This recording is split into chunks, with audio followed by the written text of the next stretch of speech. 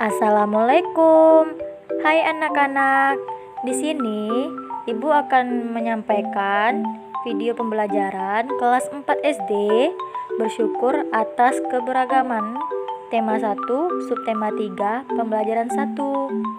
Sebelum kita mulai pembelajarannya, ada baiknya kita berdoa dulu ya. Selamat berdoa. Hari ini kalian akan belajar tentang 1. Menemukan gagasan pokok dan pendukung dari teks lisan. Yang kedua, makanan tradisional sebagai identitas bangsa Indonesia. Yang ketiga, penyerapan dan pemantulan bunyi. Apakah kalian siap untuk memulai pelajaran? Baiklah, Ibu akan mulai pembelajaran yang pertama, yaitu muatan bahasa Indonesia, yaitu teks lisan. Teks lisan adalah teks yang dibacakan. Sama dengan teks pada umumnya, teks lisan juga memiliki gagasan pokok dan gagasan pendukung. Gagasan pokok dan gagasan pendukung dalam teks lisan ditemukan dengan cara menyimak. Menyimak artinya mendengarkan dengan seksama hal yang dibacakan atau dibicarakan. Ayo kita perhatikan contohnya. Ini adalah salah satu contoh teks lisan. Di sini ada 2 paragraf, yaitu satu paragraf adalah kalimat utama, yang paragraf kedua yaitu kalimat penjelas. Kalimat utamanya yaitu salah satu bentuk keragaman di Indonesia yang mampu menarik wisatawan adalah makanan, terutama makanan tradisional. Kalimat penjelasnya yaitu wisatawan yang datang ke Indonesia akan dimanjakan dengan beragam jenis, rasa, hingga bentuk penyajian. Ada berbagai jenis makanan tradisional, mulai dari makanan utama seperti papeda hingga kudapan seperti getuk. Di sini kita akan mencari gagasan pokok atau gagasan utama. Gagasan pokoknya yaitu makanan tradisional Indonesia mampu menarik wisatawan. Lalu kemudian kita akan mencari gagasan pendukungnya. Di sini ada 3. Yang pertama, makanan tradisional khas daerah dapat memanjakan wisatawan. Yang kedua, makanan tradisional memiliki beragam jenis, rasa, dan penyajiannya. Dan yang ketiga, jenis makanan tradisional berupa makanan utama hingga kudapan.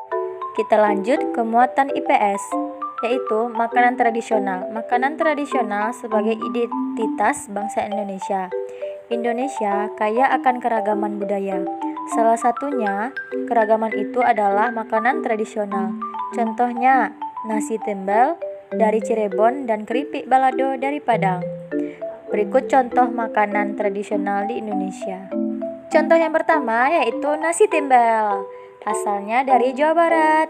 Ayo, siapa yang di sini yang dari Jawa Barat? Enak nih, nasi timbel namanya. Keterangannya yang pertama yaitu nasi dibungkus dengan daun pisang. 2. Beras yang digunakan adalah beras bagoto, yaitu beras merah campuran. Yang ketiga, nasi tembel terdiri dari nasi, ikan goreng, tempe, sambal terasi, dan lalapan.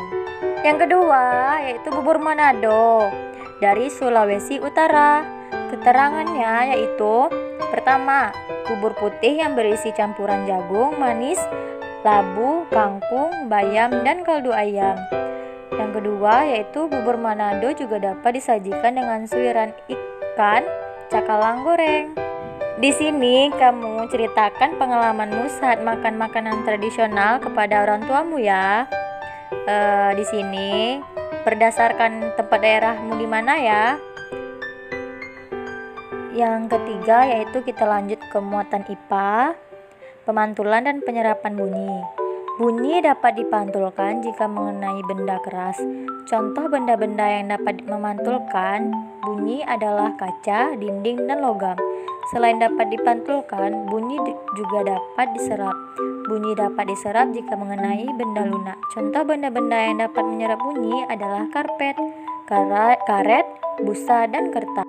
Perhatikan contohnya ya. Yang pertama yaitu dinding yang terbuat dari susunan batu bata dan semen dapat memantulkan bunyi. Yang kedua yaitu karpet yang melapisi lantai dan dinding ruang pertemuan dapat menyerap bunyi. Di sini ibu telah membuat beberapa benda-benda berikut yang dapat memantulkan dan menyerap bunyi. Jadi kalian harus mengelompokkan atau memisahkan mana yang memantulkan dan mana yang menyerap bunyi dan masukkan ke dalam tabel ya. Baiklah, itu saja video pembelajaran dari ibu. Kalau salah kata mohon maaf. Ibu akhiri, wassalamualaikum warahmatullahi wabarakatuh.